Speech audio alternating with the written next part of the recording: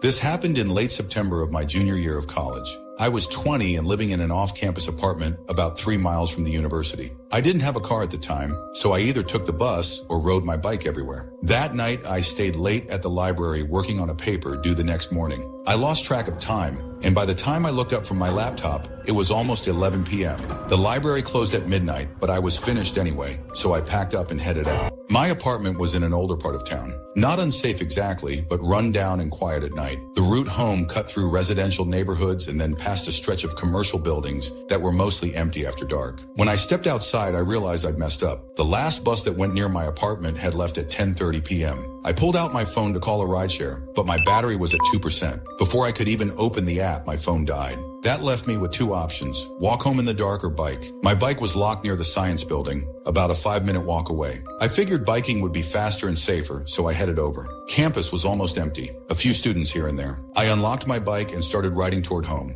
The first part of the ride was normal, well-lit streets, the occasional car, nothing that felt off. About 20 minutes in, I reached the stretch of commercial buildings. All the street lights on that block were out. The entire street was dark except for my bike light and a few dim security lights on the buildings. That's when I noticed the bus. It was stopped at a bus stop up ahead, maybe 100 feet away. Its interior lights were on, and I could see people sitting inside. That alone was strange. No buses were supposed to run on that street after 9 p.m. on weeknights. I knew the schedule well. As I got closer, I realized the bus itself looked wrong. It was an older model with a rounded roof and wide front windows, the kind the city had phased out years ago. I slowed down and stopped about 30 feet from the bus stop. Inside were maybe 8 or 9 people. They were all sitting perfectly still. No talking, no phones, just sitting and facing forward. The destination sign on the front read, Route 7, Westfield. Route 7 didn't exist anymore. It had been discontinued 2 years earlier when they restructured the system. I remembered clearly because it used to run past my old dorm,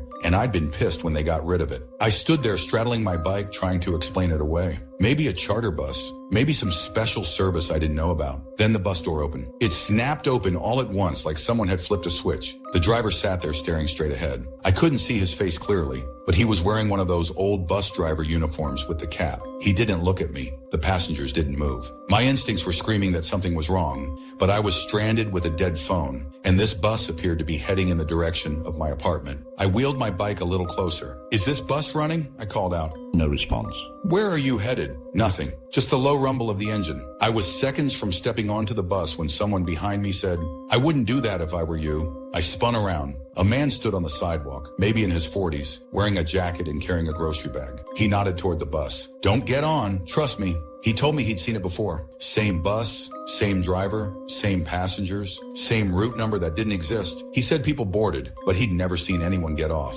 He described watching a woman get on one night. The door closed, the bus sat there for a minute, then drove off without stopping anywhere else. As it passed under streetlights, they went out one by one behind it. He'd called the transit authority. They told him they had no buses running that route and no old buses in service. The bus door was still open. The driver hadn't moved. The man offered me his phone. I tried calling friends, no answer. Tried a ride-share 40-minute wait. I handed the phone back and decided to bike home instead. As I rode past the bus, the door snapped shut. I pedaled harder. 2 blocks later, I heard the engine behind me. The bus was following. Headlights off, interior lights glowing. It matched my speed no matter how fast I went. I turned down side streets, cutting through neighborhoods. Every time I looked back, it was still there, keeping the same distance. I finally cut across a yard and hopped onto the sidewalk leading toward my apartment. The bus stopped at the edge of the street. The door opened again. I didn't stop until I was inside my apartment with the door locked. The next morning, I went back to the bus stop. The sign had been spray painted over. In red letters, someone had written, "Don't get on."